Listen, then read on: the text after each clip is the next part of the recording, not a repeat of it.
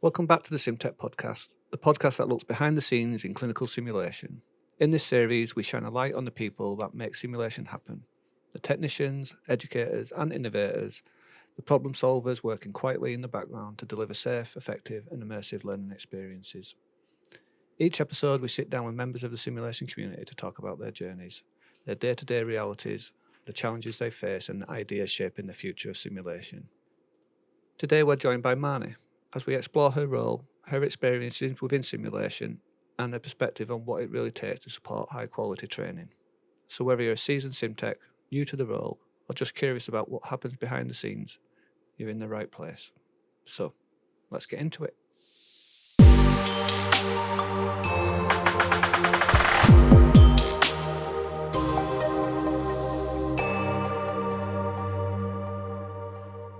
Hello and welcome back to another episode of the SimTech podcast. Today we are looking behind the curtains and going behind the scenes to get to know some of our members of the community. And today I brought along Marnie. Good morning, Marnie. How are you?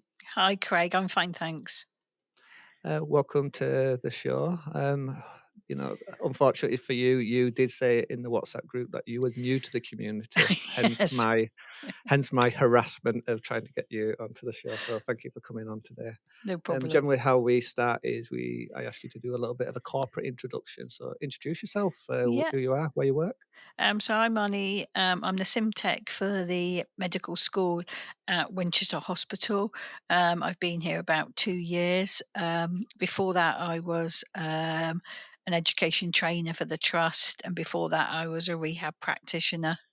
Um, and then before that, I worked for a bank for 27 years. So, Wow. um, I mean, what made you have such a change of tack? What made you come yeah, I into got this made role? redundant basically. Oh, My son had lots of operations, so I'd done lots of rehab on him.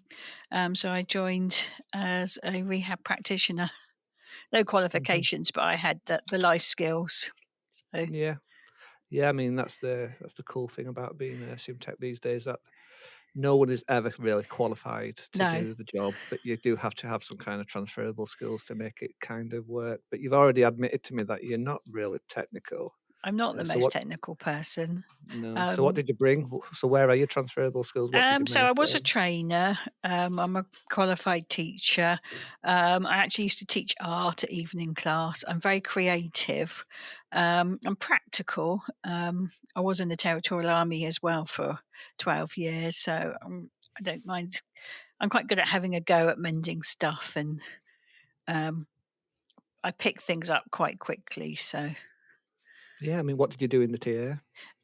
I was chief clerk, so basically Hmm. just run the office in a field and paid everybody, and it was just The like most important one. the most important one, yeah. Yeah. So they call it CP, but it's just like an admin office in the field. Yeah.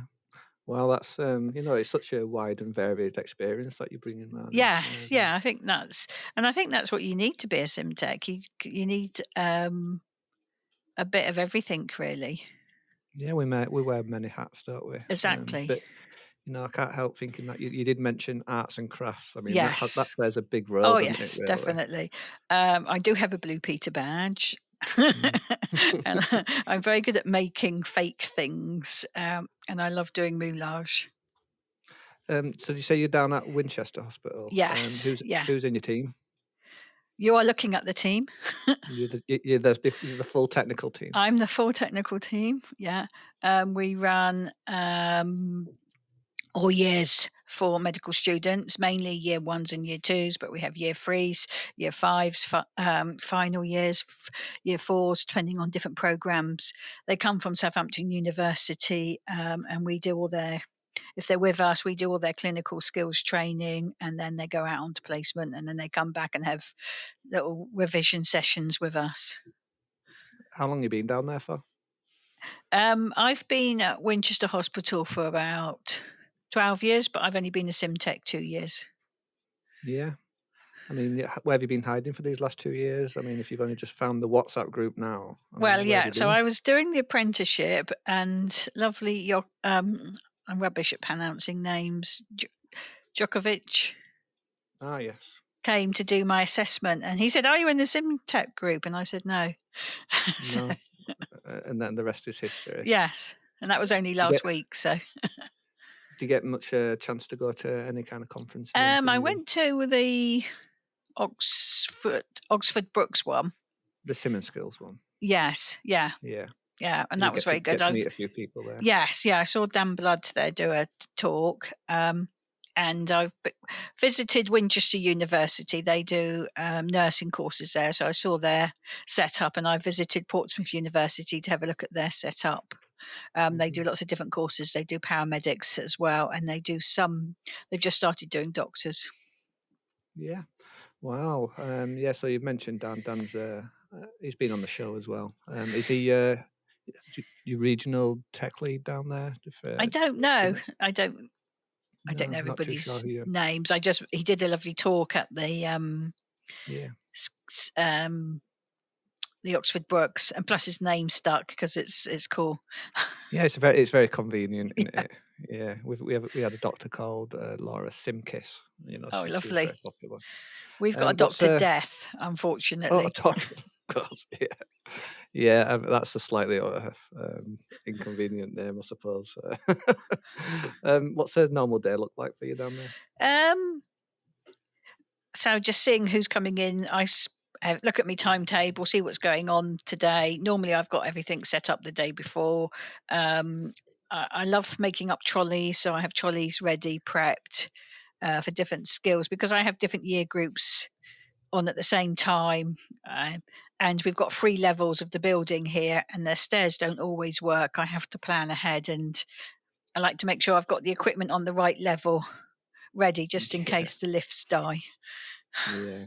I mean, what kind of equipment you got? What kind of simulators you use? Um, we've got lots of different task equipment. It's mainly task trainers are the main ones. Venipuncture arms, catheters, all those sorts of things. We've got Mhm. 2 nursing Annie mannequins. We just did a big grand scenario with them last week, which was for the first year, sort of a culmination of what they've learnt so far. So that was quite cool. We've got some resus mannequins. Um, we're not that technical, really. There is a sim booth in the trust, which is downstairs, which we use occasionally. But most of it is it's up in our classrooms, and I set it up and make it look as realistic as possible. Yeah, you don't need fancy equipment these days, No, do you? no. No. Do you use any kind of audio visual, streaming kit or anything like that? We record all the sessions. We've got cameras and stuff in Yeah. everywhere, but nothing too technical. No, it's best just to keep it simple sometimes, isn't it? Yes, yeah. I mean, if we use the booth downstairs, then that's got the everything. Yeah. Um, but like I say, we don't tend to use that much, and when we do use it, we tend to use it more for the final years, and then we can make it a proper scenario, make it realistic. But for the first years, it's just sort of step by step introducing mannequins, really, and bring making it more advanced as they go through the year group. Yeah. Do you ever use actors or anything like that? Yeah, we have lots of sim patients that come in. We've got a register that we use. We use one a week roughly. Yeah, Mm. so we have them come in a lot. What's your favourite? Do you have a favourite course? Um, I like wound dressing because I make up the wounds, so that's quite Mm. cool. Yeah, I have a theory that, all techs have a secret speciality, but it sounds like, moulage might be yours.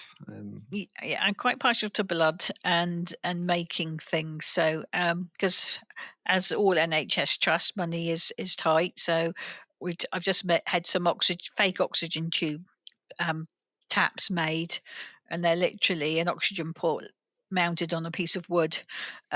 But at least you can attach your oxygen tap and turn it. It just doesn't move. So we just have a little Mm. sticker, and we move the sticker up and down. It's very simple, but it works. I told you simple's the best. If you overcomplicate it, nobody understands what you're on about, and no one Well, knows how to work no, it and then around. we don't have to worry about having oxygen in our building. So Yeah. Do you get any time to work on any kind of projects or anything in the background when Sim's not on? Well, so like I say, I've only been here 2 years, and the person who I took over had already gone, so it's been sort of learnt myself. And then this summer, I reorganised our main storage cupboard, so it was set up how I wanted it. And I've just finished my apprenticeship, so that was my main projects really. Nothing in the pipeline for the future? No. So there's an online part, and then there's a workshop, and I know they might be running one in Southampton, but also we've got a new sim lead for the trust because they're trying to sort out the who runs the sim part training for the doctor. So we're just the medical school. We just do until they're qualified, and then the doctors do their own sim. Um, so I've started the online course and then hoping to attend a workshop.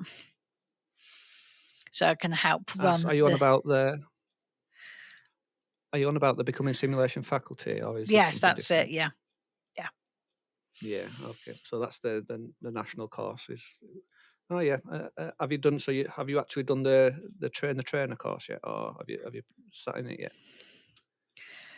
I had I don't know if I've done that. No. Oh, okay. But I've you're on got a about doing teaching the workshops there, right? qualification anyway, so I don't know if I need to do the trainer. I see. Okay. Do you know much about the becoming simulation faculty course? Not a lot. I've just started the online course. I mean, I've helped run um, the bigger simulations that we do downstairs for the foundation doctors, and I shadow the foundation doctor team whenever they do stuff. Mm. Do you use any virtual reality or anything at your place? We don't. No, we have got some downstairs in the building. But we don't tend to use it very often. There is a BLS video, but no, it's not something we use. Yeah, I find that sometimes, virtual reality always just gets stuffed in the cupboard after a while, doesn't it? Because Yeah, people, either the yeah, experience leaves or. exactly. Some of the stuff is like shiny and exciting, but it's what does it add to the actual students' learning? So I more go down the simple route myself. We've just got a new model that's got AR, so I'm going to demonstrate that to the tutor that teaches it and see if we can bring that into the lesson plan. So over the Christmas break, when there's no students, I'll do a little demo. Oh yeah, what kind of stuff does it do? It's one of the new male examination models. So it comes with an AR mat, and then you Oh can yeah, walk around it with your tablet and see the anatomy and take layers away. And it's good for the students to understand where everything is inside. yeah. It's like you say, it is a good resource, but sometimes putting it into practical use can be quite difficult sometimes. And Yeah, maybe on a one-on-one is fine, but actually when you've got 30 students there, how do you kind of exactly. integrate that Yeah. into? So yeah, we were talking about it, and we were because there's quite a few. It's a limbs and things one, and there's quite a few videos. So what we were thinking, we could give them the barcode. They could look at the videos before they do the practical, and then that might help their anatomy and where everything is and where their catheter's going internally, and they can visualize it better. Yeah, you're right. I mean, we have some headsets, and sometimes they just don't get as much usage as like sometimes. But I often hear people saying, "Yeah, we've got this." It just sits in the cupboard because they Yeah. don't really know how to use it. And what about AI? Do you use AI much? No, not really. No, only tweaking my own holiday photos. That's about it. Well, that's that. Yeah, it's the great use of it, Yeah, isn't it? Really. But but yeah, I mean, people are.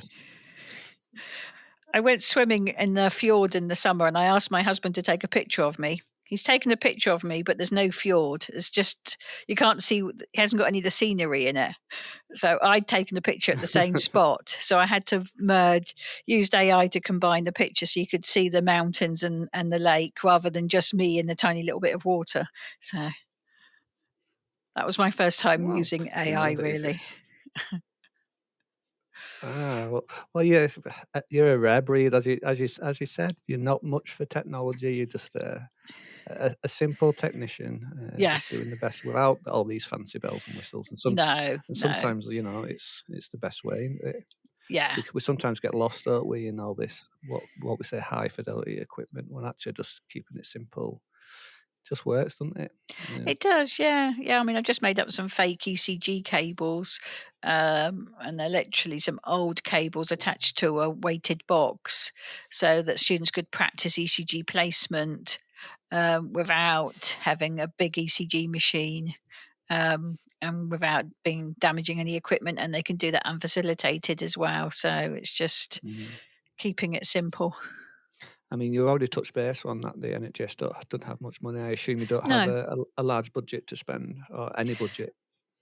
it's very tight at the moment. Yeah. Yeah, I mean, I assume, if what's kind of the process if you wanted to buy something, or if you found a use for a new mannequin or something. Yeah, so I'll get some different invoices and look at some different models, and then advise the lead which one, and then they'll tell me if they can.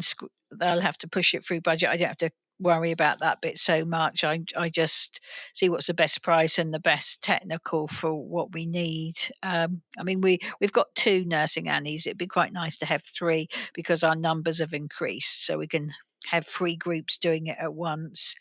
Um, but otherwise, it's we're replacing stuff that's broken, rather than spending lots of money. I mean, the new male catheter model, that was our old one, was very old, and this one's much more fancy. It's got more different types of diseases and things that they can see. So Yeah. whether we use the AR mat is another thing, but it came with it anyway. So Yeah, well, like could you say, if it's there, you might as well try and get some use out of it. Someone Yeah, paid yeah. for it. So I'm gonna put the app on some tablets, and we'll have a little play over Christmas when there's no students, and see if it's what learning points it would could be used for.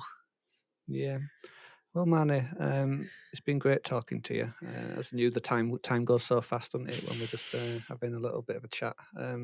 But before we leave, generally, I ask for a little bit of advice to a new and upcoming SimTech. What kind of advice would you give them if someone's Um, looking at coming into this kind of field? I think don't be worried if you're not technical. You can bring other skills. You need to be organised, and work. If like me, I'm just by myself, so you need to plan ahead. But it's a really creative and interesting job, and then never 2 days are the same. And yeah, no, it's good fun. Yes, you're right on the money there, Marnie. I mean, that's one of the things that I love about it, is that that you lose yourself sometimes because it's not repetitive, it's not boring. And No, most people need to be creative in their job, don't they? And it's one of the best definitely. parts of it. Yeah. All right, Manny. Well, thank you for coming and joining me today and Thank you, introducing Craig. yourself to the community.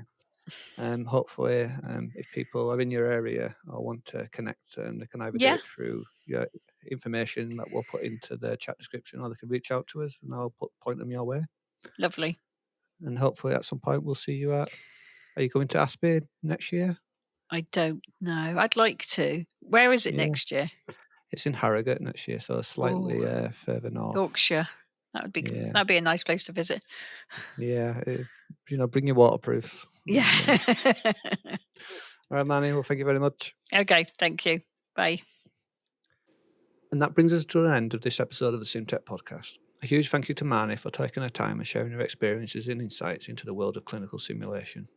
If you enjoyed the behind the scenes look at simulation, make sure to follow or subscribe and don't miss out on future episodes, where we continue talking to members of the community about what they do and how they do it and why it matters.